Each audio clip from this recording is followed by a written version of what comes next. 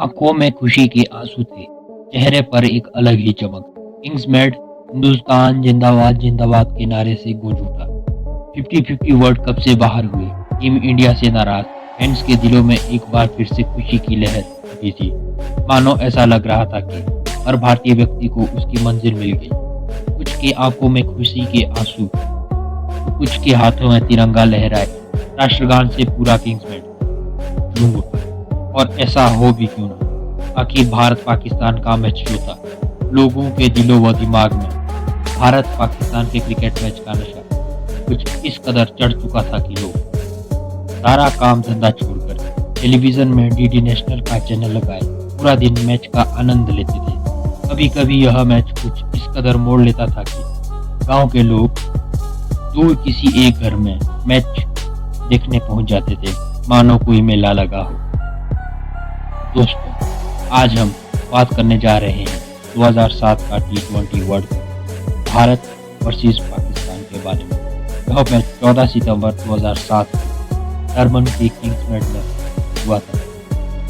यह एक ऐसी ऐतिहासिक तारीख थी जो एक भी भारतीय क्रिकेट फैन भूल नहीं सकता, क्योंकि इस तारीख को जो हुआ वह करोड़ों सालों में भी ना हो सकता था। दोस्तों, अगर आप भी इस मैच को जीना चाहते हैं तो इस वीडियो में अंत तक बने रहिए। अगर आपको हमारी वीडियो पसंद आए तो इस वीडियो को लाइक और चैनल को सब्सक्राइब जरूर कर दीजिए। साल 2007 पहली बार T20 वर्ल्ड कप खेला जा रहा है।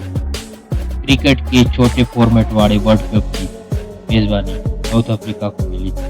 पहला मैच बारिश के हाथ चढ़ने के बाद भारत का यह दूसरा मैच था। यह मैच भारत के चिर प्रतिद्वंदी पाकिस्तान के साथ खेला जाना था। धोनी को पहली बार कैप्टेंसी सौंपी गई थी। भारत पाकिस्तान पहली बार T20 कप में आमने सामने थी। मैच शुरू हुआ, परंतु भारत की शुरुआत हार से हुई। टॉस पाकिस्तान के पक्ष में रहा। टॉस जीतकर पाकिस्तान के कप्तान शोएब मलिक ने भारत को पहले बल्लेबाजी करने का न्योता दिया। भारत पाकिस्तान मैच के लिए स्टेडियम से चुका। दर्शकों में जोश था, चारों ओर आवाजें गूंज रही थी। पाकिस्तान टीम फील्ड बिछा चुकी थी। पाकिस्तान टीम ने मोहम्मद आसिफ, उमर गुल जैसे खूंखार गेंदबाज शामिल थे। वहीं भारतीय टीम नए कप्तान के साथ मैदान में उतरी थी, जो बिल्कुल अनुभवहीन लग रही थी। पाकिस्तान का पलड़ा भारी दिख रहा था और वहीं भारतीय टीम में आत्मविश्वास व जीत के लिए एक जुनून था। वहीं भारत के लिए ओपनिंग करने आए थे गंभीर और वीरेंद्र सहवाग, परंतु मैच की तीसरी बॉल पर टीम का खाता खोलने के चक्कर में गंभीर मोहम्मद आसिफ की गेंद पर कैच आउट हो गए।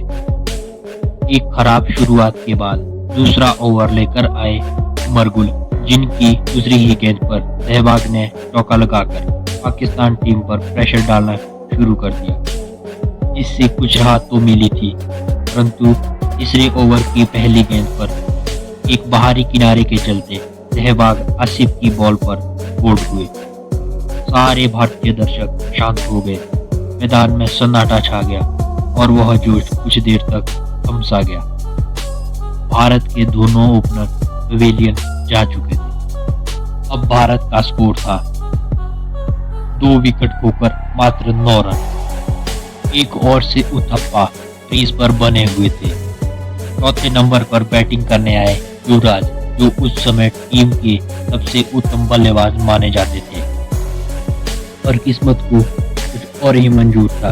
वो सिर्फ 1 रन के निजी स्कोर पर आउट हो गए। उनके आउट होने पर भारत का स्कोर था 19 रन 3 विकेट पर। युवराज के आउट होते ही स्टेडियम शांत हो गया।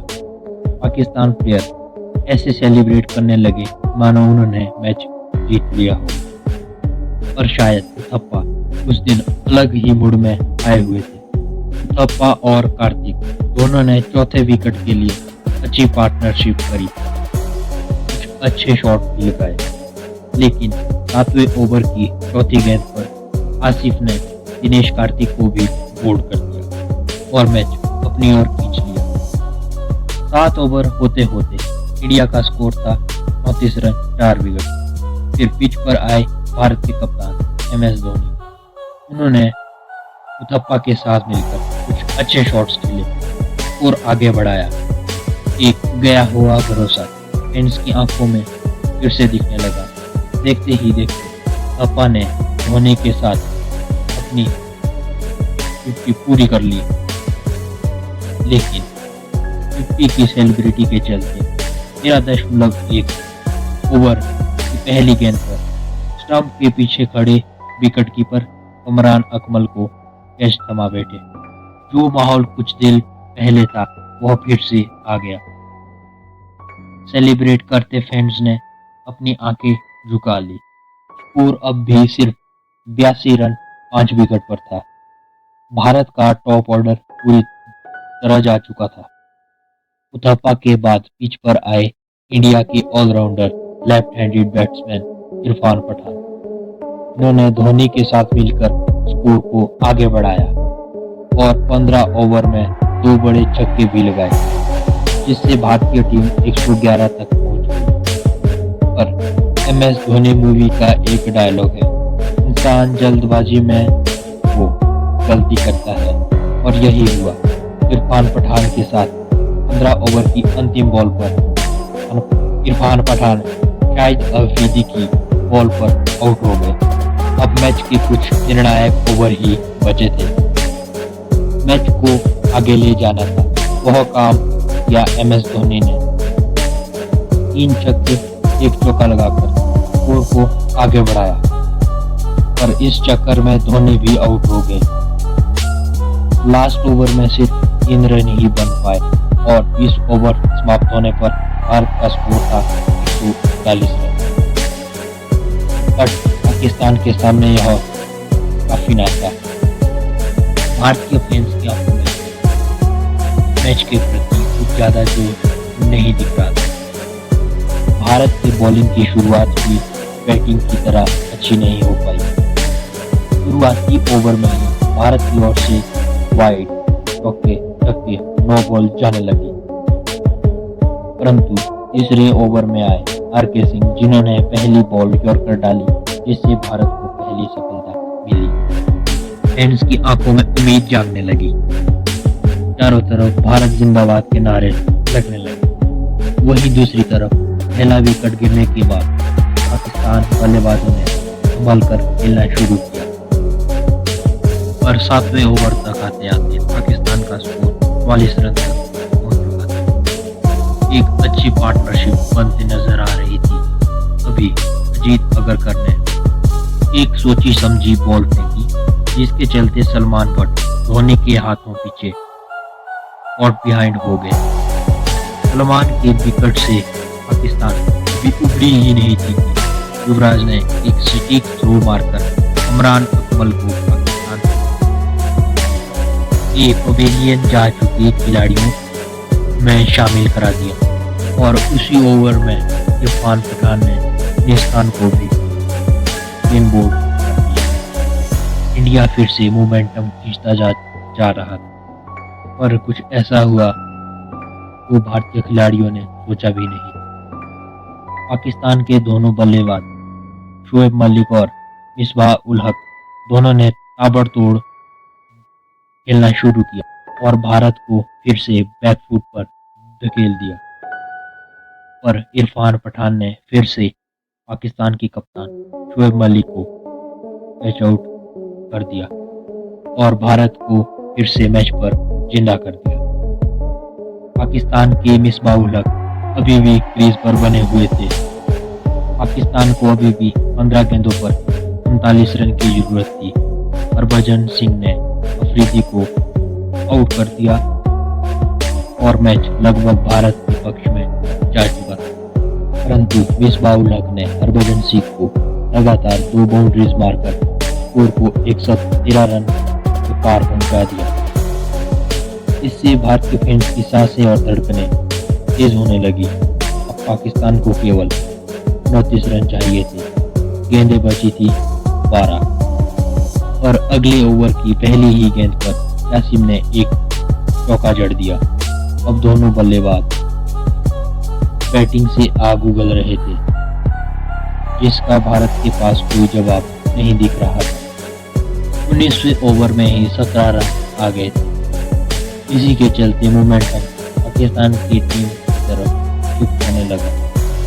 अब सिर्फ एक ओवर बचा था, रन चाहिए थे सिर्फ 12। लगभग यह तय हो गया था कि पाकिस्तान मैच जीत चुका है।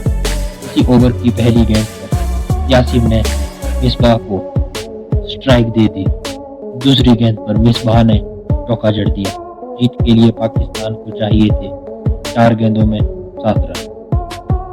अगली गेंद पर मिसबाह ने 2 रन लिए और स्कोर कर दिया 137। 6 विकेट। गेंदें बची थी 3, रन चाहिए थे 5। मैच और भी रोमांचक होता चला गया।